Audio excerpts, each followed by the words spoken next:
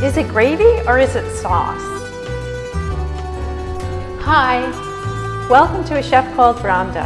I'm Rhonda and this is my kitchen.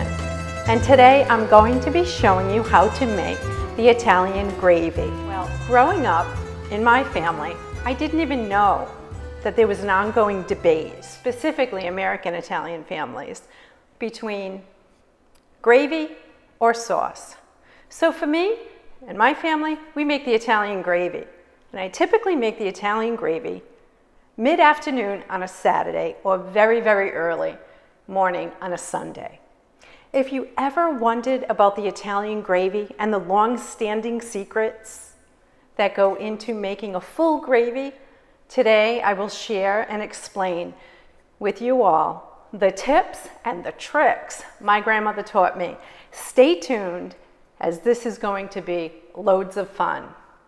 So grab your trusty wooden spoon and let's all meet back in the kitchen and learn how to make an authentic Sunday Italian gravy. I'd like to run down the ingredients and the utensils. The Italian gravy is very, very simple and easy to make. It just requires some patience and dedicated time. Today that we'll be using to make our Italian gravy is first and foremost, you'll need a heavy-duty 8-quart stock pot. Roma plum tomatoes, and I'll be using about 4 cups of Roma plum tomatoes and about 2 cups of my Roma diced tomatoes that is infused with the basilico, also known as basil. White onion chopped, can you see that? 3 cloves of finely chopped garlic, pancetta, and I also minced that finely. I have about a 1/4 pound of pancetta. Most Italian women do. They make their meatballs ahead of time and allow them to cool. So I did that yesterday. Let me bring them up close. So I made a fresh batch of meatballs. So I made about 15 classic Italian meatballs. I also am working today with sweet fennel sausage as well as a dry stick of margherita hard sausage. That really gives the gravy a nice, rich, tangy, salty bite as it cures throughout the process. I'm also working, as you know, with a good quality olive oil, a nice Italian seasoning, which I was lucky enough to have been gifted from the island of Ischia, from Forio, Ischia spice. And I'm also working with about a 1/4 cup of pecorino romano, grated cheese, which we'll add at the tail end of my Parmesan Reggiano cheese, which will slide into the gravy just as we complete and allow it to simmer to make all those ingredients come together for a wonderful, luscious, rich Italian gravy. And the secret to Grandma's gravy is a tablespoon of currants. We use the currants to offset the acid from the tomatoes. And of course, I have a little bit of fresh basil that I picked from the garden. That's pretty much our ingredients to make the Italian gravy. I have our 8-quart stock pot on medium low. Add about a tablespoon of good quality extra virgin olive oil. Now, as we move forward with this recipe, please pay attention because duly noted there's going to be a lot of tips and a lot of tricks. I'll have the recipe scrolling per usual at the end of this video, as well as I'll have it listed in the description box. A tablespoon of olive oil is all you need at the bottom of this pan. Why is that the sufficient amount? I'll tell you why. Because we're offering up to this gravy today sweet fennel Italian sausage, as well as a margherita dry sausage. And I'll show it to you. This is a stick of dry margherita right here. It's oilated naturally. So I don't want to make our Italian gravy oily. I don't want it to feel like you're biting into fat. It has to be rich and lush. And the slower it cooks and the longer it cooks, the better the flavor. So typically on a Sunday morning very early, the meat is prepared prior to making the gravy. Today, our meat for the gravy, homemade meatballs, which I'll have that recipe scrolling right above here or maybe here for you. I have our sweet fennel sausage, which what I did, I roasted in the oven at 385 for about 30 minutes, and I put a nice bay leaf in roasting it. I let it come down to a cool. And I'm also working with our 1/4 cup of finely chopped pancetta. First and foremost, 3 cloves of garlic, and you should hear a nice sizzle. Then our onion. Garlic and onion must play their role. Well, what do I mean by that? Let's grab our trusty wooden spoon so we don't burn the garlic or the onion. We're on medium-low here. Well, what I mean by that is we must wait until the garlic and the onion becomes translucent and opaque, specifically more so for the onion. Put it on a medium-low because we don't want to force or push the Italian gravy. What we want to do is take it nice and slow. Piano, piano. Slow, slow, you go far. Piano, piano. Now, while my garlic and onion are slowly rendering all their natural flavor, I'm going to take a look and stir a couple of times, just back and forth, nice and nice. I'm going to take our fennel sausage. What I'm going to do, now again, this has already been roasted yesterday. I'm just going to clear the ends, remove both ends from the sweet fennel Italian sausage, and I'm going to half the sausage. Now, growing up, the Italian gravy to us as children and the way we were told was it was a pot of jewels and a pot of goodness. Everybody wanted a little bit of what was in there. And typically, brajol would be in there, maybe a hard-boiled egg, the sweet and hot sausage, and the dry sausage. And if you got a piece of the dry sausage on Sundays at Grandma's, you were lucky. You were lucky, because that was the piece of meat that everybody would, want, that little piece of dry sausage. What I've done is I've cut my sweet fennel sausage in 2 halves, and you'll hear the sizzle. Now again, the reason why we don't add more than a tablespoon of extra virgin olive oil is because our sausages have that fat, and it will push, the heat will extract the fat and push the flavor into the bottom of the pan and start to render. Laid my sausages face down, would braise the cut side of the sweet fennel sausage. And I'm going to leave that there for about a minute. Next step in the process to make the Italian gravy is, and this you may find funny, and it's 100% true, working with a 1/4 cup of pancetta in an effort to save time. I've already diced the pancetta nice and thinly. But do you see this? This is a rock. My grandmother, a little pet peeve, she would walk the beach on Sunday afternoon, and she would look for specific rocks that she could actually take back, wash and clean, and then cook with. And so this is one of her rocks that I took, but she would bang her salt pork with the rock. Now they used, back in the day, back in the old traditional day, they would bang salt pork, S-A-L-T-P-O-R-K, salt pork, with well, my grandmother banged it with a rock, probably because my grandfather wouldn't buy her, the necessary equipment. But she would bang salt pork for flavoring. And I'll tell you, because meat was so expensive, my grandparents came through the Depression era, and pretty much that's all that they could get their hands on. Mince her salt pork or her meats with an actual rock, okay? And that's just a little side note. Anyway, she was a character. Thank you, Grandma, for everything you taught me. Here, the sweet fennel sausage rendering out all of that goodness. And now I'm just going to turn it just to make sure it's braised. And at this time, I'm going to add the 1/4 cup of the finely chopped pancetta. Pancetta has that nice fat in it too, so it's going to offer up its flavor. Next, we move on to our margarita. It's dry margarita.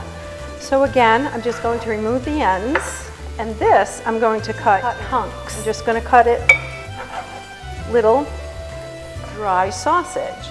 And so I'm cutting 5 pieces, nice size pieces of dry margarita. And I'm just going to place those. Utilize the bay leaf from my roasting of my sausage. This time the smells are incredible, okay? You can already start to smell. Now, if you're a family member and mother or father or grandmother or grandfather is making this on a Sunday morning out of bed, and you just have all these wonderful smells of Italian gravy hitting your nostrils, and it's, you think, oh, did I miss dinner? It happens that early. But the point is to make the gravy very, very early. Dinner comes, the gravy is not so loose. I'm going to go in, I'm going to stir all my ingredients together. Nothing fancy, it doesn't have to. So I have all my ingredients.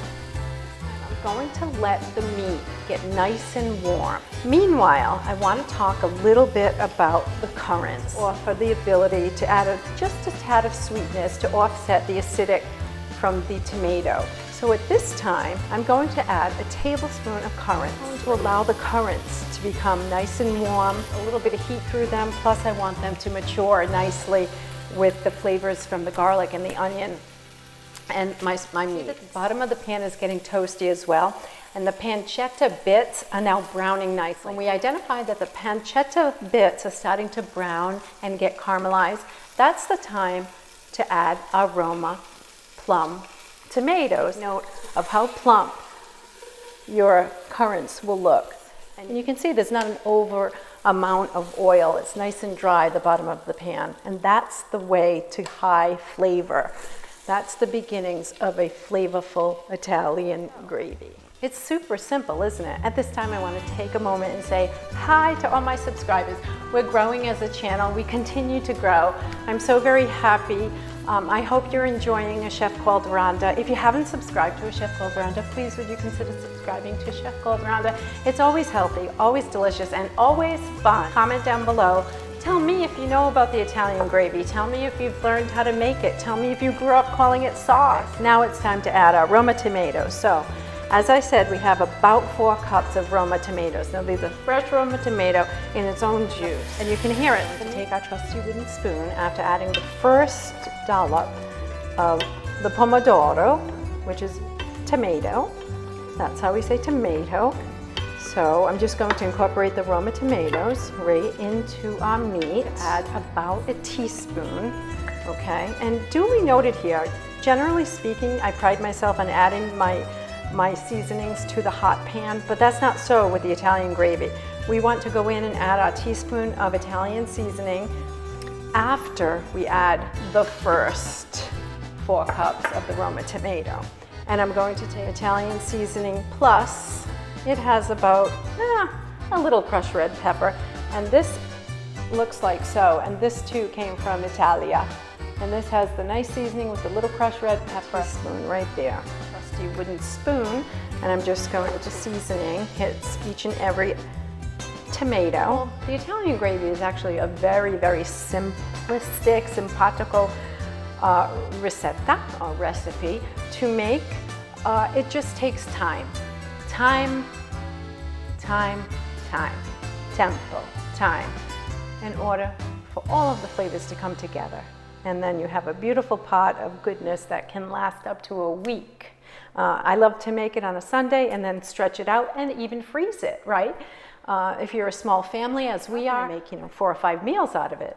You're good to go. It defrosts very, very nicely. Roma tomato, so that you can see the incorporation of these ingredients. Can you see that? In an effort to save time, I diced the Roma tomato and left them in their own juice. I added a basil leaf, 2 cups of chopped or diced, about a tablespoon of pecorino romano. If you don't want to add the pecorino romano, make it your own, don't do it. Or I don't add any additional salt. I do not add butter. I do not add chicken broth, all of the above. This is just pure and natural. Basilico, my little baby basilico here. And I'm just going to pull off some leaves. Can you see that? It's just a little baby basilico, like so. And finally, what I have done, I have about 2 cups of just plain water, but any reserved tomato that was chopped and maybe the remnants on my cutting board, really very, very light in color, but I just kind of render all the goodness because we will add about a cup of water at this time. I'm going to bring the heat up. At this time, all of our ingredients for the Italian gravy have been added to cover it. And I'm going to let it come up to its first boil. I can hear it in the background now. My father saying, don't burn the gravy. It's so crucial that you wait and you let this, the first rendition, come up to a boil and then bring it down to a very, very low simmer. And at that time, we will then add our homemade meatballs. And that's the proper way to make the Italian gravy. Just going to give it one good stir, and I wish you could really be in the kitchen to smell this because it smells really, really, really nice. But at the same time, we are not nearly done. Parmesan Reggiano. You can see I have just the tail end, and this, you never throw the Parmesan Reggiano out. You let it sit and steep in that hot gravy. And I'm going to let it come up to that nice, full, rolling boil. And we'll come back. Our gravy has come up to a nice rolling boil. Roma tomatoes, you can see the bits of the currant, and we're going to give that a nice stir. I'm going to take our trusty wooden spoon and go right around. Don't be shy here. Once I turn and stir all my boiled ingredients together, I've turned the heat down to medium. Now you can see that the dry margarita, which you can find in your deli section of your local grocer, has now almost taken on a very light color, and you can see that it's ballooned up whereby the water has infused and draining all those wonderful spices from the dry margarita sausage into our gravy. Why didn't we add them prior? Because what would have happened had we brought our meatballs up to a boil? Well, our meatballs, and the recipe will be up here or up here for you, are delicate. I made about 15 meatballs. Put them into a boiling pot. They're going to disintegrate, and we don't want that. What we do want, though, is the gravy to kind of infuse into the meatball and just balloon them up ever so slightly. Don't forget, they have breadcrumbs added to them. So that water from the gravy will absorb into the meatball. Again, hence, don't burn the gravy. That's how you can burn the gravy. If you add your meatballs to the pot and leave your pot on high heat or medium-high heat, the liquid in the gravy will be absorbed by the meatballs. And it goes quickly, and it will happen. So don't burn the gravy, don't burn the gravy. It's a low-medium heat once you came to your first boil. On low heat, the gravy will gently absorb into your meatballs. Remember, we have multiple meatballs, not just one, so it will be absorbed very, very quickly. So do it by hand. I mean, this is why I wear gloves, folks. Everything by hand, right? I'm just adding the meatball. I'm going to let it sit on low or low-medium for a couple of hours. We'll look in on it. I'm just going to take our trusty wooden spoon and just fold the ingredients in using a folding technique. The duration of the recipe, these Roma tomatoes will explode and pop out all the goodness. Now that our meatballs have been completely added to our Italian gravy, we will give it one folding turn. We don't want to break the meatballs. And at this point, you really can't because they haven't absorbed any of the gravy, but going forward in an hour and a half, tomorrow, whenever you reheat your gravy, you got to be careful because you can break your meatballs, so be very, very careful. You see that now that the meatballs have been added, like so? Can you see that? Final step in making the Italian gravy. Yes, the Italian gravy. A Parmesan Reggiano. Pop it right in. Drop it right in, bury it. Let it sit there until there is no more gravy. What I'll do next is cover and let it simmer on low heat. We're going to check the gravy every 20 minutes. Now I'm going to trust that you'll check your gravy, but I'll be back to show you exactly the end results of the Italian gravy. While the gravy is still rendering and simmering on low for the next couple of hours, I wanted to share with you the selections of meat that went into the gravy. Yesterday we cooked up our sweet fennel Italian sausage as well as our plate of meatballs, and you can tell that the meatballs are nice and toasty brown on the bottom and just crispy on the outside. I used 93% lean beef. See, the sausage is nice and braised, just barely cooked enough, and just to kind of spit out some of that nice flavor.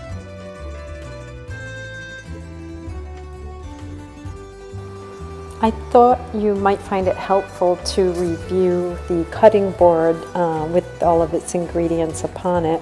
You can see we have the currants and the spice and the Roma tomato, and the meatballs are in waiting with our sausages, our onion and our garlic and our fresh basilico, also known as basil. And now it's time to actually check in on our gravy. And I've been checking in every 20 minutes or so. We are headed towards the end of the gravy, whereas I will boil up some spaghettini for you today. And let's lift that lid and look what we've got here. We have the crown jewels inside the Italian gravy. You can see our tomatoes, it's such a new gravy at this stage. We consider this a new gravy. And at this stage, our Roma tomatoes are still quite whole. What I will do now is take our trusty wooden spoon and just gently lift all the meats and submerge the items that seem to be on top here. And again, the setting is just a very low simmer, and I check in on it once in a while just to be certain that we still have that nice gravy texture and enough liquid. You can see how nice it's coming along, and it does smell heavenly in the kitchen. And you can see that the sausages have ballooned up. The meatballs look nice and moist, and we do have our stove on, or our pilot on low. So it's a low setting in order to achieve that full on flavor. And alongside this gravy, I have a nice heaping full of spaghettini, almost ready to be drained so that we can plate macaroni and meatballs. Stay tuned.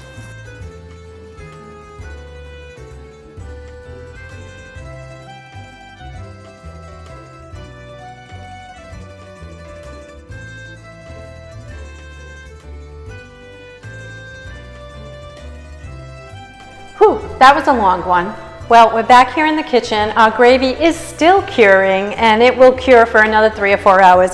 But I was able to pare out a few of the goodies in the gravy and plate and make a big plate of spaghetti.